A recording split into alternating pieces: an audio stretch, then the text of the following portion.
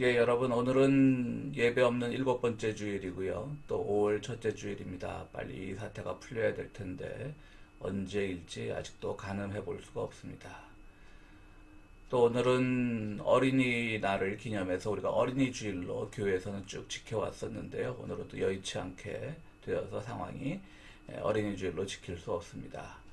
본래 우리가 어린이들이 많을 때는, 교회에 어린이들이 많을 때는 어린이 주일 행사를 크게 했었죠. 그런데 이제 어린아이들도 다 커버리고 새로운 어린이들은 들어오지 않고 그러던 차에 마침 또 작년에 우리 남종혁 한수정 교우가정의 어린이인 남선우 군이 우리 교회 교인이 되었습니다. 여러분들 우리 선우 군 기억하시고 늘 또 교회를 이끌어 나갈 차세대 우리 어린이로서 여러분들 늘 기도해 주시고 격려해 주시기를 부탁을 드립니다. 우리 교회를 거쳐간 자녀들 중에는 다 잘 됐다라고 하는 것, 세상적으로 잘 된 것이 아니라 모두가 성실하게 살아가고 또 믿음 안에서 살아가고 그런 모습을 보게 될 때마다 아주 뿌듯합니다. 그것이 또 우리 교회만의 자랑이라고도 할 수 있겠습니다. 여러분들 작은 교회라고 해서 뭐 교육 시스템이 없다라고 해서 대부분 그렇게 또 부정적인 견해를 가진 어른들도 많은데 꼭 그렇지만은 않습니다. 오히려 대형교회처럼 그 틀에 박힌 정형화된 그런 교회 교육보다는 부모들과 친밀하게 작은 공간에서 함께 마주치면서 주일, 일요일을 보낸다는 것이 아이들에게는 상당히 정서적으로도 안정되어 있습니다. 대형교회 교육 시스템을 보면 부모들하고도 일주일 동안 바쁘게 사는 부모들하고 잘 만나지도 못하는 자녀들이 또 교회에 가게 되면 소위 말하는 그 시스템 좋은 그런 교육부서실에 애들을 그냥 맡겨놓고 집에 갈 때쯤이나 돼서 만나는 그런 일들이 비일비재하지 않습니까? 뭐 그런 교회를 비난하는 것은 아닙니다. 또 그런 교회 또 그 나름대로의 장점을 가질 수 있겠죠. 그러나 또 물론 교육이 시스템화되어 있지 않다고 해서 그것이 교회 교육에 있어서 치명적인 약점은 아니란 뜻입니다. 그것이 오히려 더 친밀함과 또 많은 책임감과 또 그 안에서 자유로움을 누릴 수 있는 장점도 충분히 될 수 있습니다. 여러분들 혹시라도 우리 교회 어린이가 없다라고 해서 뭐 교회 오기를 주저하는 어린이 부서가 없다라고 해서 교회 오기를 주저하는 분들이 주변에 계시다면 그렇게 잘 설득해서 우리가 교회에서 다시 만날 때는 또 내년 어린이 주일에는 정말 많은 어린이들이 함께하는 그런 주일이 되었으면 좋겠습니다.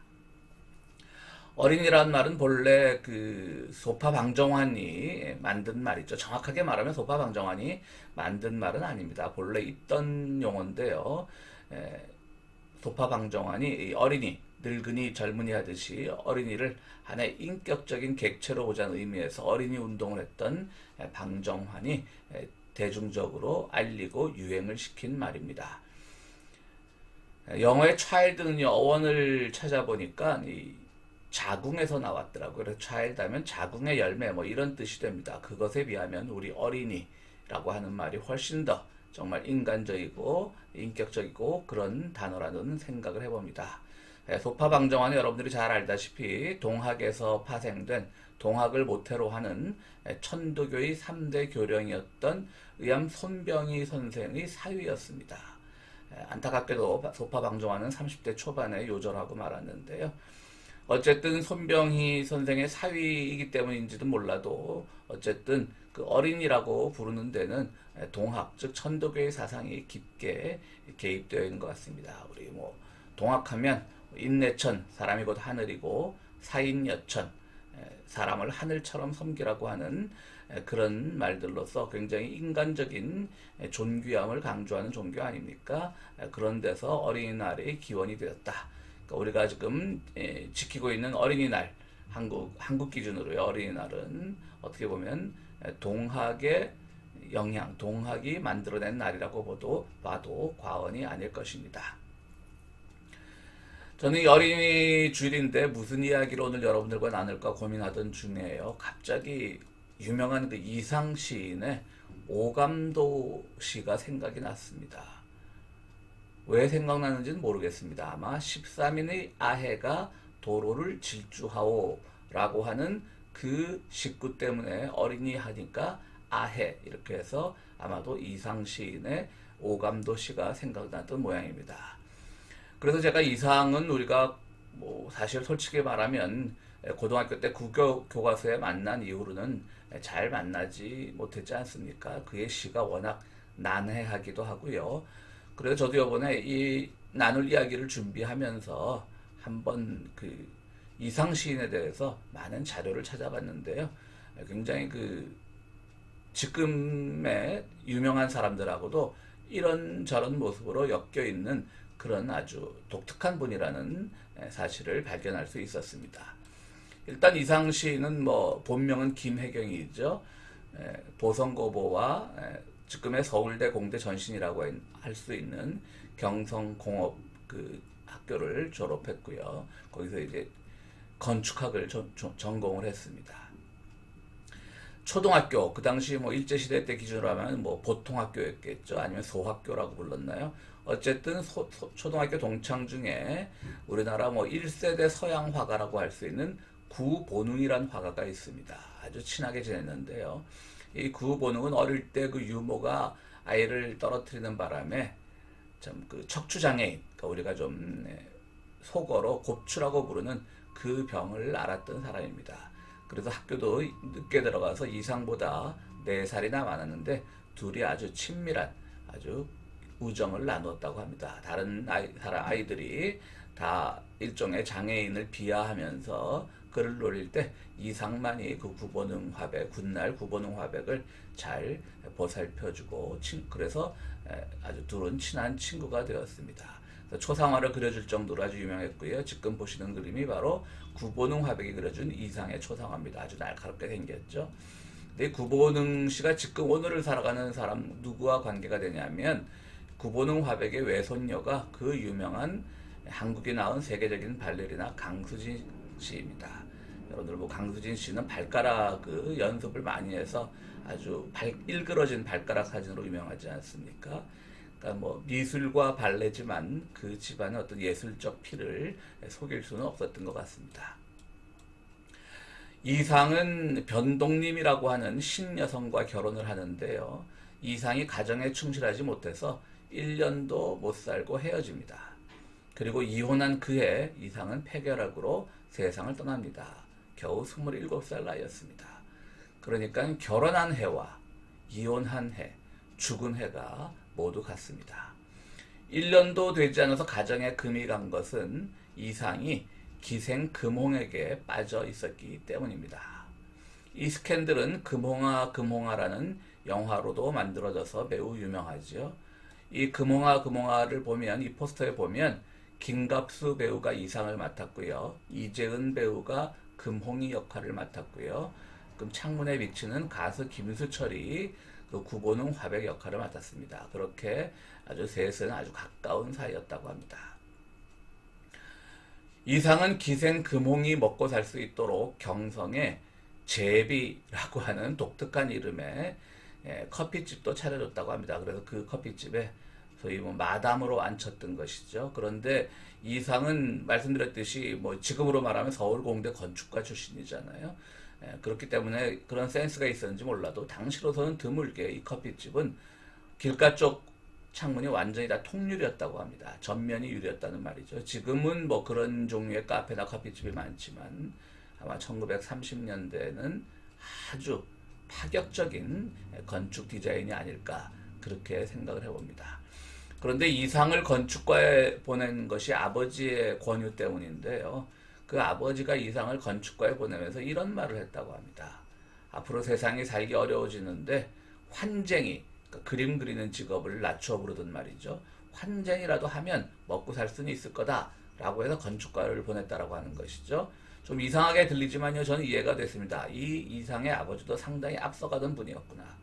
사실은 그 건축과 하면 예전에는 뭐 건축하면 철골, 뭐 철근, 빌딩 이런 것만 생각했지만 요즘은 건축 디자인이라고 부를 정도로 아주 예술적인 측면이 가미가 되지 않았습니까? 그래서 뭐 인기 있는 드라마의 남자 주인공들을 보면 건축가와 설계사 뭐 이런 직업을 가진 사람들이 많이 나옵니다. 갑자기 또 얘기가 잠깐 옆으로 새는데 2004년에 나온 내 머릿속의 지우개라고 하는 정우성 배우와 손예진 배우가 나온 영화가 있는데요.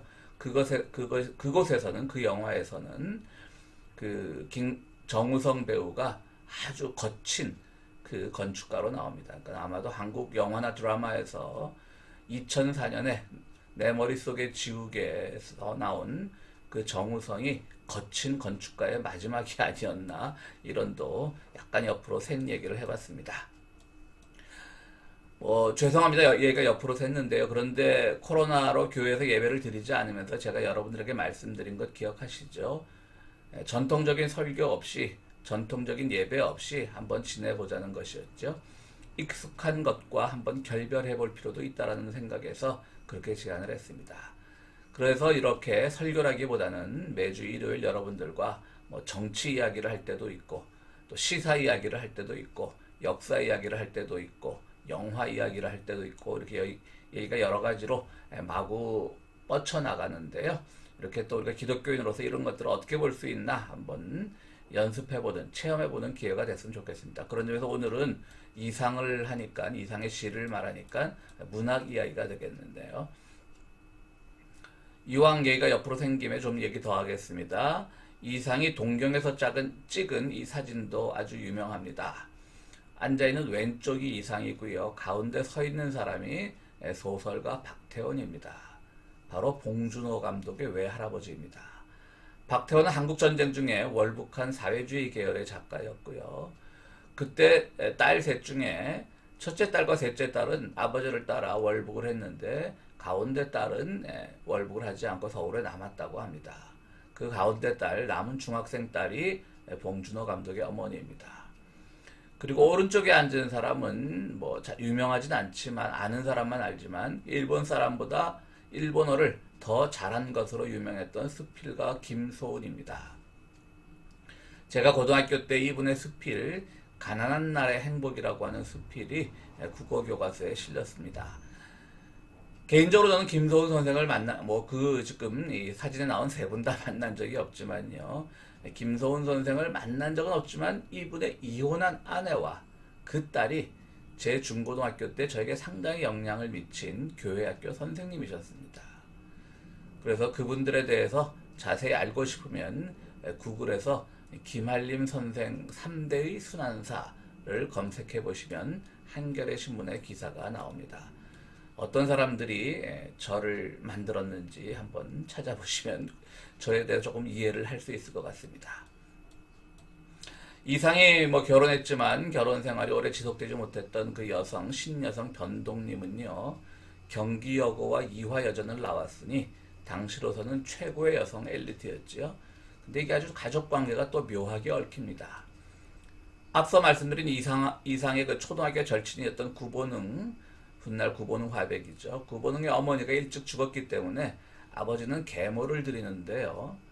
그 계모의 이름이 변동숙입니다. 그런데 이 변동숙은 아주 그 구본흥 화백을 잘 키웠다라고 합니다. 그런데 집이 가난해서 이제 나이 많고 아이도 달린 집에 어떤 재취로 가게 된 것이지요. 그렇지만 상당히 지적이었다라고 합니다. 그래서 모든 이야기들을 다 남김없이 이해하고, 또 지식인들 사이에 끼어도 얘기가 딸리지 않을 정도의 그런 지적 능력을 가지고 있었다고 합니다. 그런데 이 변동숙의 아버지가 돈은 없으면서 호색한이었습니다. 돈이 없으니까 그 부잣집에 10대의 딸을, 나이 차이도 많이 나는 사람에게 시집을 보냈겠죠. 그 아버지가 아주 호색한이에요. 돈도 없으면서. 근데 또 첩을 얻었어요. 그래서. 근데 그 첩 사이에서 태어난 딸이 변동님이죠. 이상 입장에서 보면 절친 구본흥의 계모가 배다른 여동생, 계모의 배다른 여동생, 어쨌든 이모뻘인 여인과 결혼한 겁니다. 그러니까 구본흥 화백에게는 어쨌든 이상 시인이 이모부가 되는 것이죠.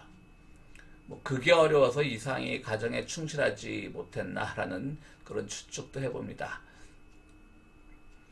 그런데 몇 년 뒤에 이제 이상이 세상을 떠난 후 몇 년 뒤 이상의 아내였던 변동님 씨는 아예 자기의 친정이 좀 싫었는지, 또 결혼을 반대를 많이, 그 다음 얘기인데요.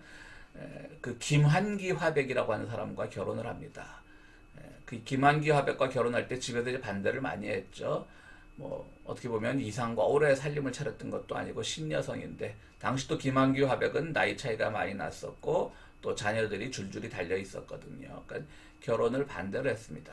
그러나 이 변동림 씨는 화가 김한기와 결혼을 하고요. 그러면서 그 친정의 반대가 너무 질렸었는지 아예 이름을 김향안이라고 바꿔버립니다. 김한기 화백은 뭐 그 우주라고 하는 그림이 작년 2019년에 홍콩의 미술시장에서 한국 돈 132억 원에 낙찰되었죠. 그래서 한국 미술작품 사상 최고의 고가로 팔린 그림의 소유자, 주인입니다. 물론 지금 다 고인들이 되셨지만요. 그런 것으로 김한기 화백은 매우 유명합니다. 아무튼 이상의 오감도로 다시 돌아오면 본디 씨가 어려워서 많은 해석들이 있습니다. 저는 문학평론가는 아니지만 제 나름대로 해석을 해봤습니다. 먼저 제목입니다.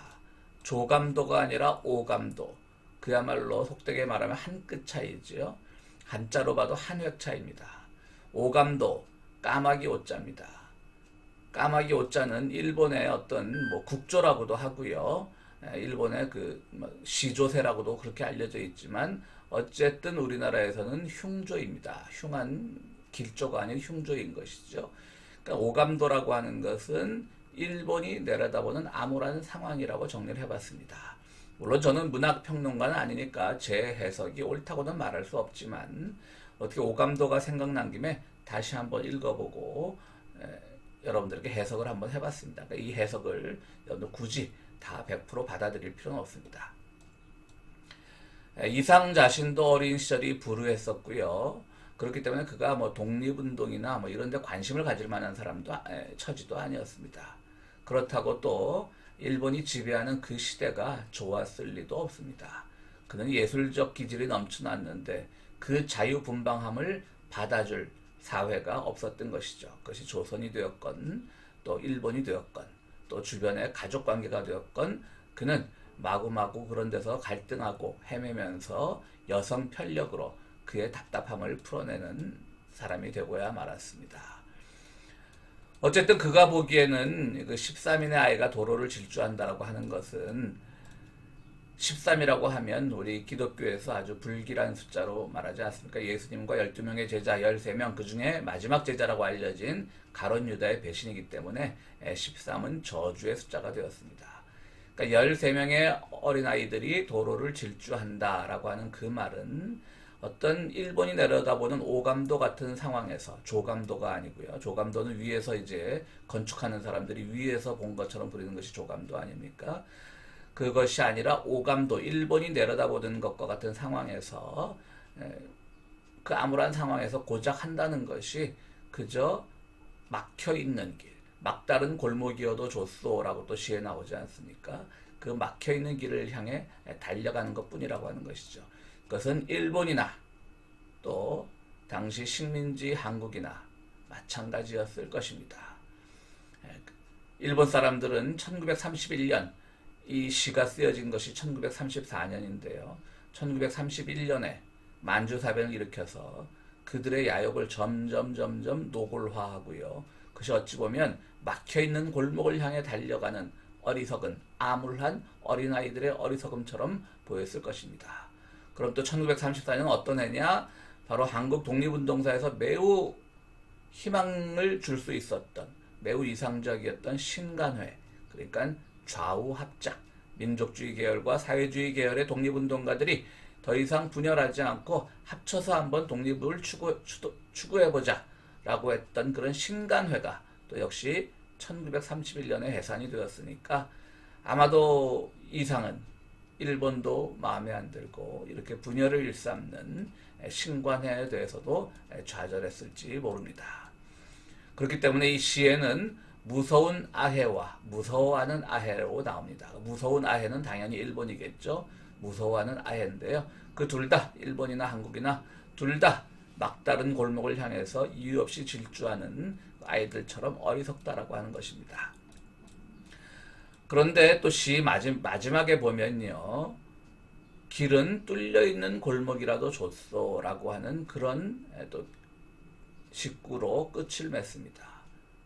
맨 처음에는 아이들이 질주를 하는데 막다른 골목을 향해 질주를 하는 것이고요. 그런데 달리다 보니까 그 길이 뚫려 있습니다. 그런데 그 식구 앞에 바로 그런데 아이들은 거기서 멈추어 서버렸습니다. 그러니까 막힌 골목을 향해서는 달려가면서 막상 골목이 뚫려 있고 열려 있는 골목을 향해서는 뛰어가지 못하는 그런 암울한 상황을 이상은 노래하고 있습니다. 저는 이 이상의 시를 보면서 마태복음 19장에 나오는 그 유명한 부자 청년 이야기가 생각이 났습니다. 예수님을 따르고 싶어 하던 아주 신실한 청년이었습니다. 그는 율법도 잘 지켰고요. 성실하게 살던 사람인데 예수님이 마지막 말씀을 하시기를 네가 가지고 있는 모든 것을 다 팔은 다음에 처분한 다음에 나를 따르라고 이렇게 말씀을 하시자 그 청년의 안색이 어두워져서 결국 예수를 따르는 것을 포기합니다. 그러자 제자들이 묻지 않습니까? 어떻게 이런 일이 가능하겠습니까? 그러니까 제자들에게 예수께서 이것은 사람으로는 할 수 없다. 그러나 하나님으로는 다 하실 수 있다라고 말을 합니다. 왜 이런 말을 했을까요? 부자 청년은 성실했습니다. 당연히 성실했었는데요. 그는 마지막 작게 좁게 열린 그 골목을 통과하지 못했던 것이죠. 마치 낙타가 통과할 수 없었던 바늘귀처럼요. 결국 청년은 그동안 자기가 많은 것을 쌓고 얻기 위해서 달려왔지만 그것은 일종의 막다른 골목이었던 것이고요. 마지막에 예수께서 열린 골목을 제시해 주셨는데 그 안에서 멈추어 서버리고 말았던 것입니다. 우리는 지금 이 코로나 사태 언제 끝날지도 모르는 이 코로나 전국을 살고 있습니다. 그런데 우리는 이 상황에서 정말 이때까지 우리가 무한 질주를 해왔던 그런 상황들을 한 번쯤은 되돌아볼 필요가 있지 않나 생각을 해봅니다.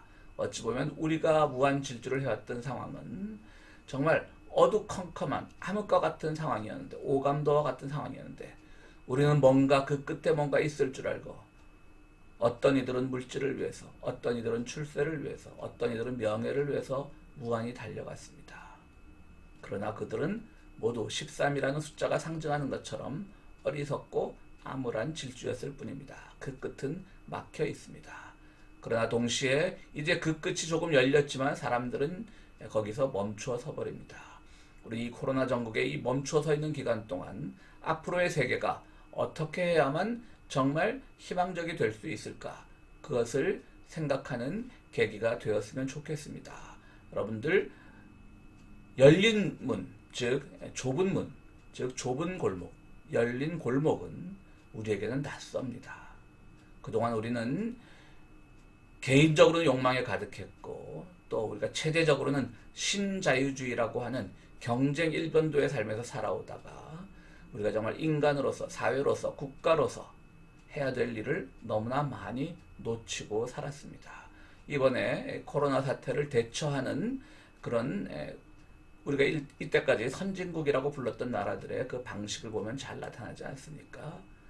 정말 신자유주의를 앞서서 실천했던 나라들일수록 더 피해가 크고 그들이 공공의료 시스템이 되어 있지 않아서 즉 본래 유럽이나 이런 서구 사회는 공공의료 시스템이 잘 되어 있던 나라들이었는데 그것이 신자유주의로 인해서 무너지면서 사람들이 우왕좌왕하게 되고 나이 많은 환자들은 그야말로 죽도록 방치하게 되는 그런 비극적인 결과를 잘 보지 않았습니까?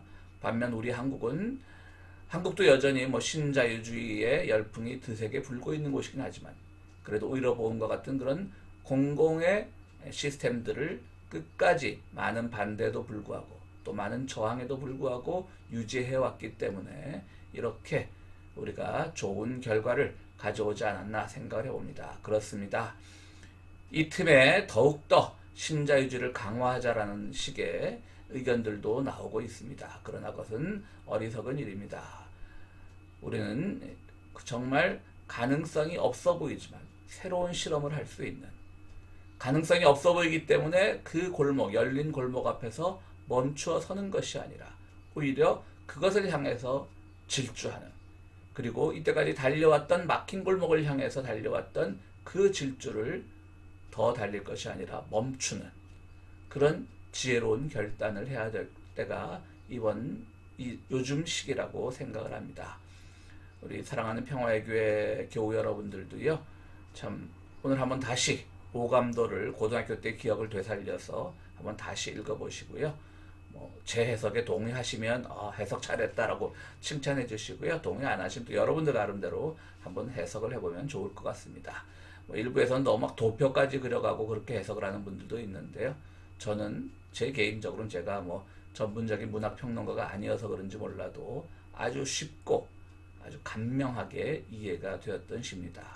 그리고 그 안에는 또 많은 복음적인 요소를 담고 있었다라고 생각이 됩니다. 여러분들 오늘 오감도로라는 제목으로 나누어 본 오늘의 이야기를 통해서 또 여러분들 많은 것들을 생각하고 성찰해보는 계기가 되었으면 좋겠습니다. 고맙습니다.